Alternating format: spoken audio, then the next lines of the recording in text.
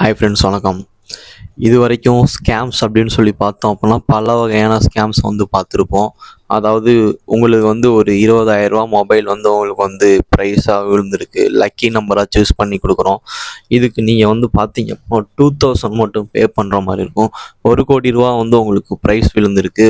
நீங்கள் ஒரு 1,00,000 பக்கம் பே பண்ணுற மாதிரி இருக்கும் அப்படின்னு சொல்லிட்டு இது வரைக்கும் இந்த மாதிரியான ஸ்கேம்ஸ் தான் நம்ம பார்த்துருப்போம். இப்போ டிஜிட்டல் ஹராஸ்மெண்ட் அப்படின்னு சொல்லிட்டு ஒரு புது வகையான ஸ்கேம்ஸ் போயிட்டு இருக்கு.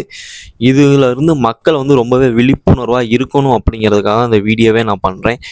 இது வரைக்கும் நம்ம சேனலை பார்த்துக்கிட்டு இருந்த பார்வையாளராக இருந்தாலும் சரி, ஃபஸ்ட் டைம் பார்க்குற பார்வையாளராக இருந்தாலும் சரி, நம்ம சேனலை சப்ஸ்கிரைப் பண்ணிட்டு பெல் ஐக்கானை கிளிக் பண்ணி ஆல் அப்படிங்கிற ஆப்ஷனை ஓகே பண்ணி வச்சுக்கோங்க.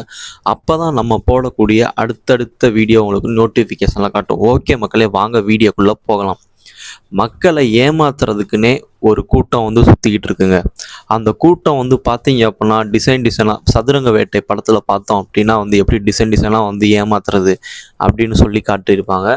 அதில் பிடிச்சி கேட்கும்போது ஏமாறுறதுக்கு தயாராக இருந்த மக்களுக்கு நான் ஒரு வாய்ப்பு கொடுத்தேன் அப்படிங்கிற மாதிரி தான் சொல்லியிருப்பாங்க. இப்போ காவல்துறை வட்டாரங்கள் சொல்லக்கூடிய விஷயங்கள் என்ன அப்படின்னு சொல்லி பார்த்தோம் அப்படின்னா டிஜிட்டல் ஹராஸ்மெண்ட் அப்படின்னு சொல்லிட்டு ஒரு விஷயம் நடக்குது. ரீசண்டாக தமிழ்நாட்டில் ஒரு என்ஜினியரை ஹராஸ்மெண்ட் பண்ணி டிஜிட்டல் ஹராஸ்மெண்ட் பண்ணி உங்கள் பேரில் இருந்து ஒரு போதைப் பொருள் இந்த மாதிரி கஸ்டம்ஸ் ஆஃபீஸ்க்கு வந்திருக்கு. அதை நாங்கள் லாக் பண்ணி வச்சுருக்கோம். நீங்கள் இந்த வீடியோ கால் கட் பண்ணாமல் எங்ககிட்ட தொடர்ந்து இன்வெஸ்டிகேஷனில் எங்களுக்கு நீங்கள் ஆன்சர் பண்ணணும். இப்போ நீங்கள் வச்சுருக்க 10 கோடி ரூபா பணத்தை எங்களுக்கு டிரான்சாக்ஷன் பண்ணி அதில் எந்த ஒரு பிளாக் மணியும் இல்லை அப்படின்னா அது உங்களுக்கு அப்படியே ரிட்டர்ன் நாங்கள் பண்ணிடுவோம் அப்படின்னு சொல்லிட்டு தொடர்ந்து அவரை டிஜிட்டல் ஹராஸ்மெண்ட் பண்ணி அந்த பணம் ஒரு டிரான்சாக்ஷன் பண்ணதுக்கப்புறம் ரிட்டர்ன் பண்ணாமல் போனதுக்கப்புறம் தான் புரிஞ்சிருக்கு இது ஒரு டிஜிட்டல் ஸ்கேம் அப்படின்னு சொல்லிட்டு. அதுக்கப்புறம் அவர் லோக்கலில் இருக்க கமிஷனர் ஆஃபீஸில் கம்ப்ளைண்ட் பண்ணியிருக்காரு. அதுக்கப்புறம் இன்வெஸ்டிகேஷன் பண்ணி பார்க்கும்போது தான் அவர் ஏமாந்து போயிருக்கார் அப்படிங்கிறது தெரிஞ்சிருக்கு. இந்த டிஜிட்டல் ஹராஸ்மெண்ட் ஸ்கேம்ஸ் தான் இப்போ வேர்ல்டு லெவலில் ரொம்பவே அதிகமாக போய்கிட்டு இருக்கு.